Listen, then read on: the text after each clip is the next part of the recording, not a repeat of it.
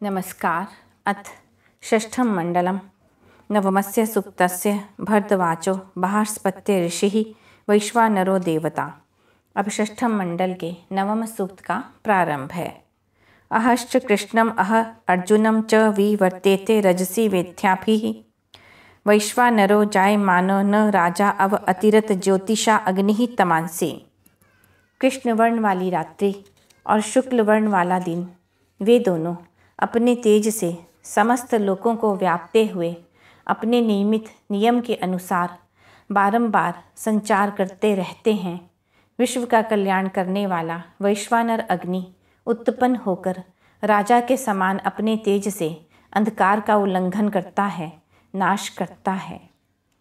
नाहम तंतुम न वीजानाम योतुम न यम वयंती समरे आत्मानाः कस्य स्वित पुत्र इहि वक्तवाणी पुरो वदात्य अवरेण पित्रा। वस्त्र के सीधे तंतु को मैं नहीं जानता और तिरछे सूत्र को भी नहीं जानता।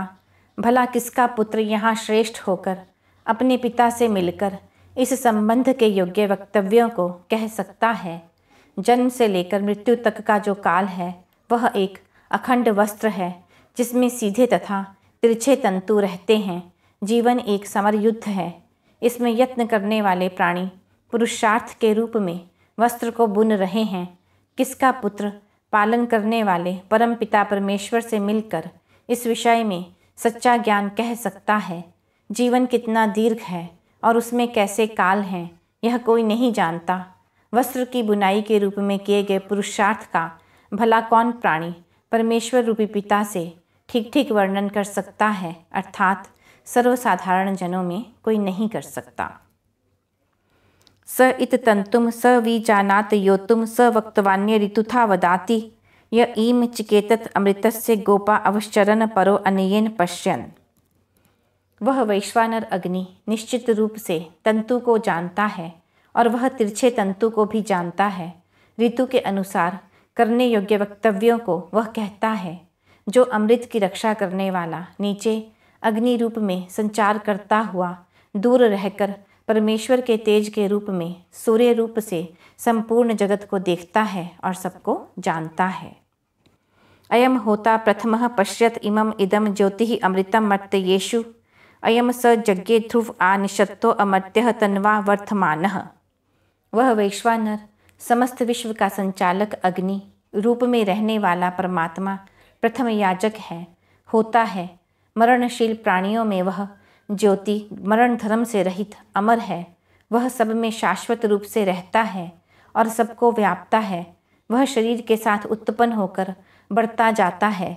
अग्नि के रूप में जीवात्मा शरीर को धारण कर प्रकट होता है, वृद्धि को प्राप्त होता है। आयु रूपी वस्त्र में दिन रात में पुरुषार्थ के धागों को बुनता हुआ परिणाम को प्राप्त करता है। ध्रुवम ज्योतिः निहितं दृश्ये कम मनोजविष्ठं पत्यत स्वन्तः विश्वे देवाः समनसः सकेता एकम क्रतुमभिवीयन्ति साधु। स्थिर होने पर भी मन से अत्यंत वेगवान ज्योति समस्त जंगम प्राणियों के मध्य में सुख के दर्शन के लिए स्थापित है। सब देव समान विचार करते हुए और समान प्रज्ञा वाले होकर एक मुख्य कर्म करने वाले को सन्मुख कर विशेषता से सेवित करते हैं। अपने अपने विषयों को प्रकट करने वाली सभी इंद्रियां एक मन की सेवा करती हैं, जो मन यहाँ मुख्य कर्म करने वाला है। वी मे कर्णापति यतो वी चक्षुर्वी दम ज्योति हृदय आहितम यत् वी मे मनश्चरति दूर आधि किम स्वित रक्षयामि किमु नु मनुष्ये।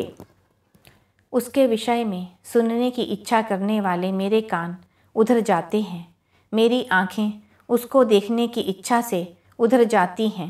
हृदय में स्थित वह ज्योति ही एक है। जो यह बुद्धि रूप तत्व है वह भी उसी के पीछे जाता है।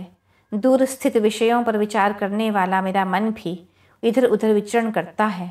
इससे अधिक मैं क्या कहूँ और किसका विचार अधिक करूँ। भीतर स्थित वह ज्योति ही है जिसको जानने की इच्छा सब इंद्रियां करती हैं, जिससे प्रेरित होकर सब कार्य करती हैं। मन भी अधीर होकर उसे ही ढूंढता है। विश्वे देवा अन्नमस्यन् भियानाः त्वाम अग्ने तमसि तस्थि वांसम वैश्वानरो अवत ऊतये नो अमर्त्यो अवतु ऊतये नः। हे परमात्मा के तेज के रूप में प्रकाशमान अग्नि, अंधकार में ज्योति रूप में रहने वाले तुझको सब देवगण नमन करते हैं। सभी मनुष्य अंधकार से भयभीत हुए हैं। वह वैश्वानर अग्नि संरक्षण साधनों से हमारी रक्षा करने वाला हो। वह मरण धर्म से रहित हमारी रक्षा करने वाला हो। यह षष्ठम मंडल में 9वां सूक्त समाप्त हुआ।